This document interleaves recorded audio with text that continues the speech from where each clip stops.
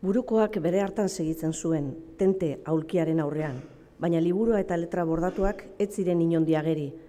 Ohituko naiz, pentsatu dut. Gizonezkoak ohitzen dira, ni zergatik ez.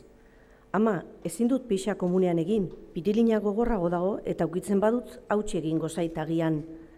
Keba, Panpox, begira, nik jaitsiko dizut pitilina, mantxo. Ohituko naiz.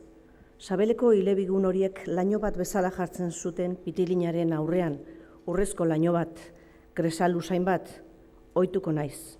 Baina galtzak jartzerakoan nola jarri pitilina, goraka ala beheraka.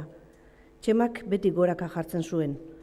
Orduan pentsatu dut argizko mutur ura etzela batere erosoa. Gainera, odola ez, baina mukia dario. Agian astero, jakina, gizonezkoek guk baino indar gehiago dute.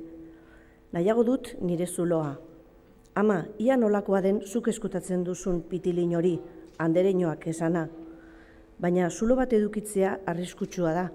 Edozer gauza sar daiteke barrura, defentzari gabeko tunel honetan, ez esfinterrik, ez betazalik. Ama, nere txuk karameloak sartzen ditu bere zuloan, bere pitilinari gustatzen omen zaizkio, baina nireak ez ditu jaten, ez du ahorik, ez lehiatilarik, ez aterik.